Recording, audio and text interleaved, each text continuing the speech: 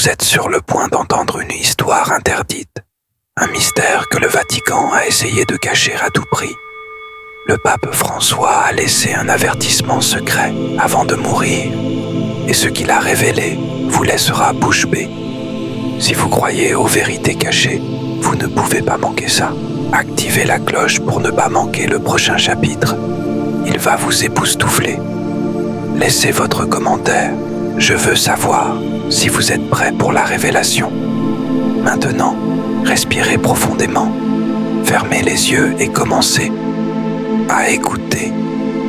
La nuit était tombée sur le Vatican, silencieuse et lourde de mystères.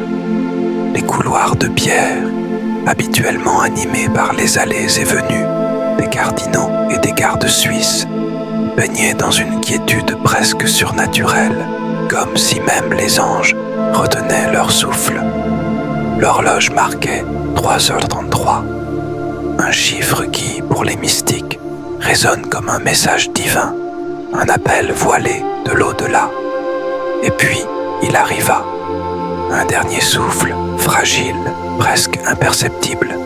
Pape François avait quitté ce monde, mais ce qui se passa dans les instants qui suivirent plongea tous les témoins dans une stupeur glaciale. Aucun cri, aucune course effrénée. Les cloches de la basilique Saint-Pierre restèrent muettes, comme étouffées par une force invisible. Le Vatican tout entier sembla retenir son souffle, enveloppé dans un silence si dense qu'il en devenait palpable. Ce n'était pas seulement le silence du deuil, c'était un silence chargé, comme si quelque chose d'indicible venait de se produire. Quelques minutes avant son dernier souffle, des témoins affirmèrent que le pape, déjà très affaibli, avait murmuré une phrase étrange, comme adressée à un interlocuteur invisible. Ils ne sont pas encore prêts, mais bientôt, ils comprendront. Ces mots, à peine audibles, résonnèrent comme une prophétie. Qui était-il? Que savait-il? Les membres de son entourage présents ce soir-là rapportèrent une lueur inhabituelle dans son regard. Une paix profonde, oui, mais aussi une urgence silencieuse, comme s'il avait vu quelque chose que peu d'hommes osent affronter. Puis, l'impensable se produisit. Une panne d'électricité brève mais inexplicable plongea l'aile privée du Vatican dans l'obscurité. Aucune anomalie technique ne fut détectée. Les caméras de sécurité cessèrent d'enregistrer pendant exactement 33 secondes. Et lorsque l'image revint, les enregistrements de la chambre du pape avaient disparu, effacés, comme s'ils n'avaient jamais existé. Pour certains, une simple coïncidence. Pour d'autres, un signe. Peu de gens le savaient, mais François tenait un journal intime, écrit à la main, loin de toute numérisation. Il l'appelait le livre du vent, comme si ces pages pouvaient s'envoler, portées par une brise divine. Dans ces pages, il consignait des visions, des angoisses, des messages qu'il disait ne pas venir de lui, mais soufflés par Dieu. Ce journal fut discrètement emporté de ses appartements quelques minutes après sa mort. Son contenu reste, à ce jour, caché au monde. Alors que la nouvelle de sa disparition se répandait, des phénomènes étranges furent signalés à travers le globe, des crucifix tombant des murs sans raison, des bougies s'éteignant d'elles-mêmes, des fidèles réveillés en sursaut, la même phrase gravée dans leur mémoire. Préparez-vous. Le silence qui suivit la mort du pape ne fut pas seulement celui du chagrin, ce fut un appel, un murmure venu de l'au-delà, comme si François n'était pas vraiment parti, mais avait simplement commencé à transmettre son message le plus urgent, celui qui ne pouvait être compris qu'après sa mort. La nouvelle de la mort du pape François avait à peine traversé le monde que des récits étranges commencèrent à émerger. D'abord isolés, puis de plus en plus nombreux, des fidèles, des prêtres, Même des sceptiques affirmèrent avoir entendu la même voix, celle de François. À Buenos Aires, une femme se tenait agenouillée dans l'église de San Ignacio lorsqu'un souffle glacial parcourut la nef. Pas un courant d'air, non, quelque chose de plus présent. Elle ferma les yeux et les mots, lui, parvinrent, clairs et distincts, comme murmurés contre son oreille. Ils ne m'ont pas écouté de mon vivant. Peut-être m'écouteront-ils maintenant. Elle reconnut immédiatement l'accent argentin, cette intonation si particulière du défunt pape. En Italie, un jeune séminariste priait le rosaire lorsque ses doigts se figèrent sur les perles. Une onde de frisson le traversa et une voix résonna dans son esprit, nette et puissante. La foi sera mise à l'épreuve et la vérité sera rejetée. Il ne comprit pas sur le moment. Ce n'est que plus tard, en feuilletant de vieilles homélies, qu'il réalisa. Ces mots étaient ceux de François prononcés des années plus tôt, des paroles oubliées qui revenaient. Au Vatican, les rapports s'accumulaient, étouffés par la chape du secret. Les gardes suisses, pourtant réputés pour leur discipline et leur rationalité, échangeaient des regards inquiets lors des rondes nocturnes. L'un d'eux, un vétéran peu enclin aux superstitions, jura avoir entendu une prière chuchotée en espagnol près de la chambre mortuaire. Que le monde ne se perde pas, que le monde ne se perde pas. Une litanie répétée comme un écho lointain. Les autorités ecclésiastiques tentèrent d'étouffer ces récits, les attribuant au chagrin, à l'émotion collective. Mais les phénomènes devinrent trop nombreux pour être ignorés.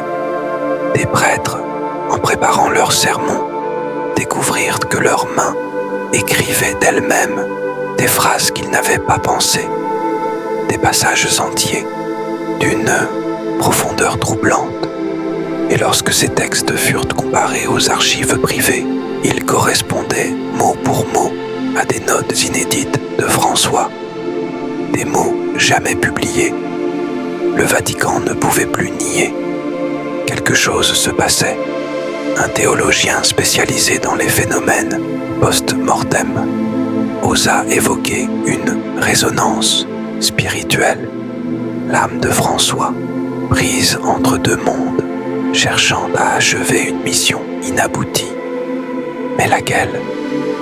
Dans son dernier discours, le pape avait déclaré « La voix du pasteur doit résonner, même dans la tempête. » Et c'est exactement ce qui semblait se produire. Pourtant, le plus terrifiant restait à venir. Tout au long de son pontificat, le pape François avait porté un fardeau bien plus lourd que les responsabilités spirituelles d'un souverain pontife. Un secret, un de ceux qui, s'il venait à être révélé, pourrait ébranler les fondations même de l'institution la plus ancienne du monde. Selon des sources internes, ce secret avait été délibérément étouffé par les cercles les plus puissants du Vatican. Dès le début, François avait brisé les codes. Il parlait des pauvres, dénonçait sans détour la cupidité, la vanité des clercs et ces loups déguisés en bergers qui rôdaient dans l'ombre de l'église. Mais derrière ces mots, il y avait une vérité bien plus sombre. Des documents confidentiels, consultés par une poignée de cardinaux loyaux, révélaient qu'en 2016, le pape avait lancé une enquête discrète. Ce qu'il y découvrit le glaça. Des réseaux d'influence opérant au sein même de la curie, infiltrant les décisions, manipulant les nominations. Pire, certains de ces cercles pratiquaient des rituels, utilisaient des symboles en contradiction totale avec l'Évangile. François tenta d'agir. La pression fut brutale. Lors d'une réunion secrète avec ses plus proches conseillers, il aurait murmuré, les traits tirés par l'insomnie. Il y a quelque chose de pourri au cœur du temple. Mais si j'en dis trop, ils me feront taire. À partir de ce jour, il changea de stratégie. Il cessa les attaques frontales et commença à coder ses messages. Ses homélies se peuplèrent d'avertissements voilés, de paraboles au double sens.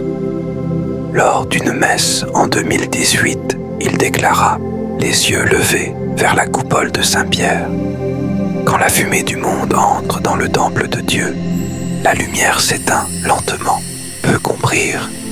Aujourd'hui, ces mots prenaient un nouveau sens, car François avait préparé un dossier explosif. Nom, date, preuve, tout y était. Ce dossier fut enfermé dans un coffre, protégé par un chiffrage hors du commun, non pas un code humain, mais une clé spirituelle, accessible seulement à ceux ayant des yeux pour voir et des oreilles pour entendre. Depuis sa mort, un vent de panique souffle dans les couloirs du Vatican, car le pape savait, il avait anticipé son silence et préparé la vérité à éclater. Le pape François ne s'était jamais présenté comme un prophète. Pourtant, ceux qui l'écoutaient vraiment savaient que ses paroles portaient bien plus qu'un simple enseignement. Elles annonçaient l'avenir. Dès ses premières années comme pontife, il avait insisté sur des thèmes qui semblaient obsessionnels: la décadence de l'humanité, un christianisme falsifié, vidé de sa substance, l'idolâtrie du pouvoir et de la technologie. Beaucoup y voyaient des critiques sociales. En réalité, c'était bien plus que cela. Dans son livre du vent, il écrivit des phrases troublantes. Un temps viendra où la lumière sera appelée ténèbres et où le son de la vérité sera tourné en ridicule. Le troisième sceau est sur le point de se briser et beaucoup ne sont pas prêts. Une référence directe à l'Apocalypse. Mais François ne parlait pas de cataclysme physique. Il prévenait contre l'inversion des valeurs, une ère où les églises seraient pleines, mais l'esprit absent, où l'on parlerait de Dieu sans Dieu. Dans une lettre jamais publiée, il écrivit ces mots énigmatiques: « Si mes paroles sont enterrées, qu'elles ressuscitent au temps des ténèbres. » Ce temps, peut-être, était en train d'arriver. Peu avant sa mort, quelque chose d'étrange se produisit. Une nuit, François se leva, seul, et marcha jusqu'à la chapelle Sainte-Marthe. Aucun garde, aucun secrétaire, seul, face au silence. Un témoin, un employé de la sacristie, le vit s'agenouiller devant le tabernacle et pleurer. Pas des larmes de tristesse, mais un sanglot lourd, comme écrasé par un poids invisible. Ils n'écoutent pas, ils ne comprennent pas, murmura-t-il. Le lendemain, il inscrivit dans son journal une prière terrifiante. « Seigneur, si je tombe, que la vérité se lève à ma place. » Puis, il prépara une dernière lettre, une missive scellée, cachée dans les archives secrètes du Vatican, adressée non pas à un successeur, mais à celui qui aura des yeux pour voir. Aujourd'hui, cette lettre a disparu, et partout dans le monde, les signes se multiplient, comme si François, depuis l'au-delà, avait commencé sa dernière bataille.